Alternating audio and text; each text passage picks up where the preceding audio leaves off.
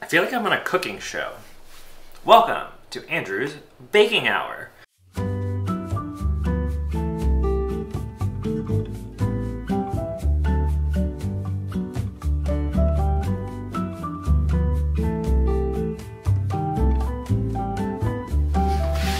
What's up, everyone? I'm making focaccia today.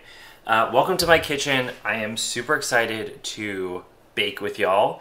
I don't normally do this on this channel, but all of you know that I'm trying to make a baking business, and today we're going to be making a crispy and soft focaccia from this amazing book by Claire Saffitz called Dessert Person. She has a recipe in here for a focaccia that I've done before. I made it yesterday. It was amazing. I'm ready to do it again. I'm really excited. I made a rosemary and garlic one, which I'll be making again. I dipped it in some pizza sauce. So yummy. So let's do it. This is the recipe here. It's called the soft and crispy focaccia. And there's like so many different variations you can make.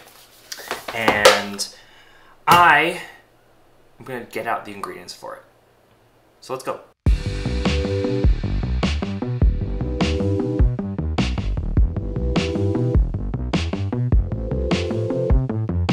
So the recipe is really simple. You're gonna need bread flour, active dry yeast, 1 packet, salt, and some olive oil. And then toppings on top of it. I'm gonna be using garlic, and I have some rosemary that I'm gonna make an oil for, and then just drizzle it all on top. So we're gonna need some heavy tools. I'm gonna crack out my KitchenAid stand mixer.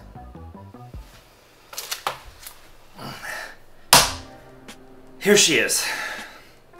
So this bad boy is my 7-quart KitchenAid stand mixer. I got it when we first moved into this apartment because I've always wanted a KitchenAid stand mixer. I bake so much that this thing is amazing. I love it. It's obviously a lot more heavy duty than most people's because I think most people just get the 4.5 quart, but this one is a bad boy. I was actually in a baking, like pastry class, so like a heavy duty class in a commercial kitchen, and they had 7-quart or 8-quart mixers, and I just fell in love with them. So I decided I'm gonna use all the gift cards I have to buy this bad boy. It's in a matte cast iron black, beautiful, love it. It is a bowl lift, so there's a little handle here that will lift up the bowl instead of like this opening up and down. But I'm gonna use this to knead the dough so that I don't have to do it on my counter. Okay, so we're gonna measure out all the ingredients first, and then we're gonna use the stand mixer to mix it up. So let's get to it. I'm using my trusty scale from OXO. OXO? OXO? I don't know. Maybe I'll link all the stuff in the description below if you wanna do this as well, but this is my trusty scale. Usually when you're doing like breads or baking, it's best to do it with a scale because it's a lot more precise, but most people just do like cups or half cups or whatever. The instructions and the ingredients are all in both grams and cups, and teaspoons and tablespoons and whatever, so you don't have to worry, but I just like to be a little bit precise.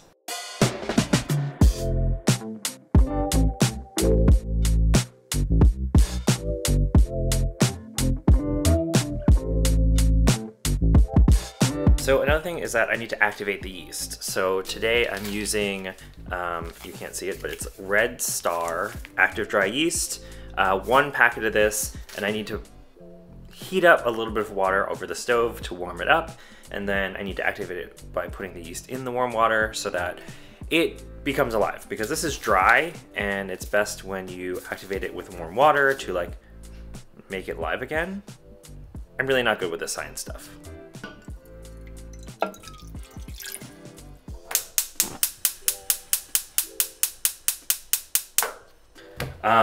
I have heated up the water too much.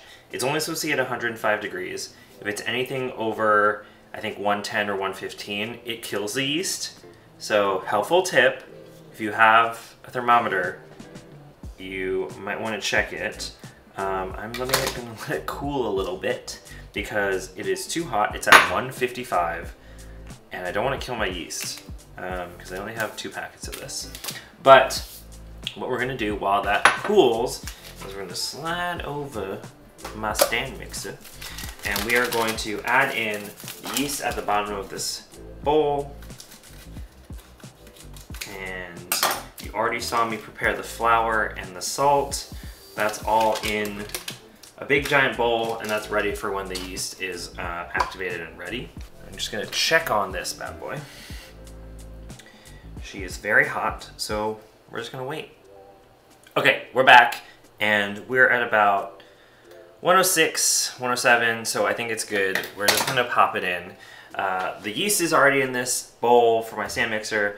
I'm gonna pour in the water, let it soak a little, my petite whisk, and I'm just going to whisk this real quick just to see if it'll dissolve. Okay, we're gonna let this sit for 5 minutes, and then it should be foamy. We should add in all the other rest of the ingredients, and then we'll fold it into and let it proof and do all that stuff that it needs to do, because it's got to proof for like an hour. Hold up, I forgot. I'm supposed to add water to this. So I need to add 2.5 cups of water to this yeast before I add in the flour. Jumping the gun. Sorry. I'll look at the directions now. Add 2.5 cups room temperature water to the yeast mixture, then add flour and kosher salt. Cool, let's go. 1.5.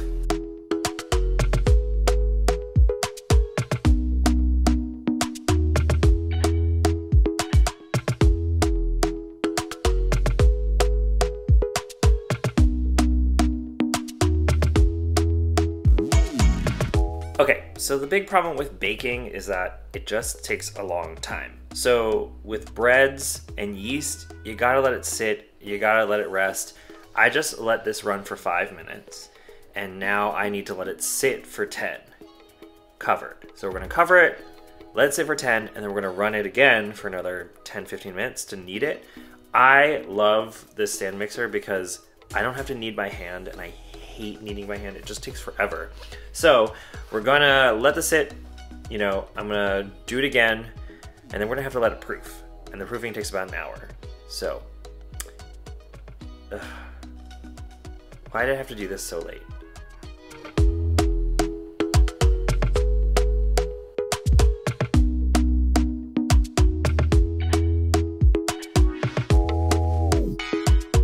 Okay, while that runs, it's probably really loud.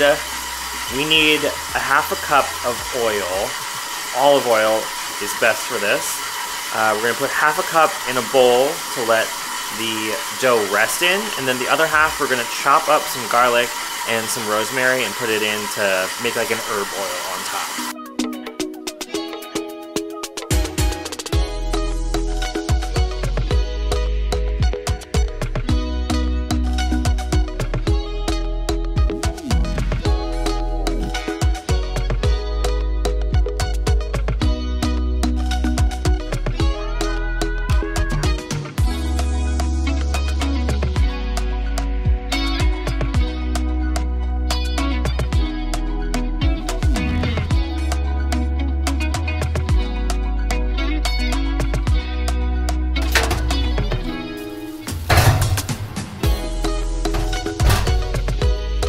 Dough's in the oven.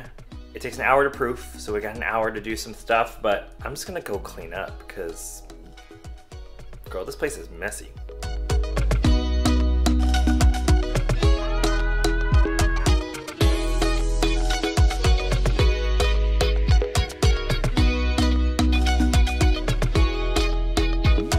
It's been an hour. We're gonna see if it doubled in size. Let's look in the oven. I think she's bigger.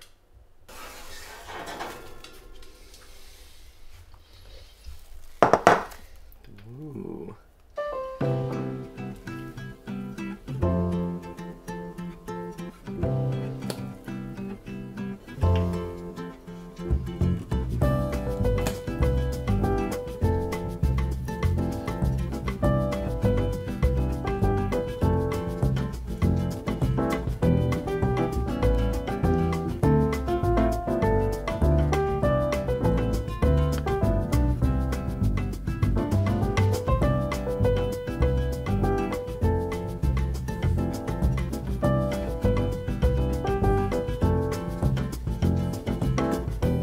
is ready for the oven. She's beautiful, she smells amazing.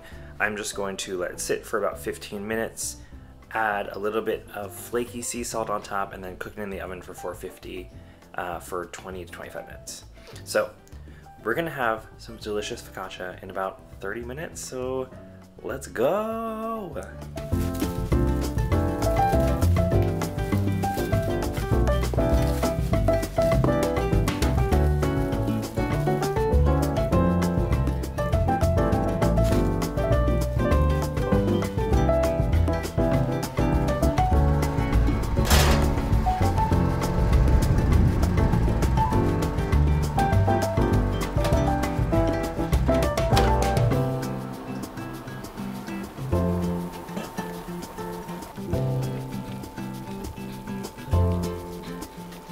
So I'm heating up some pasta sauce and I'm letting it cool.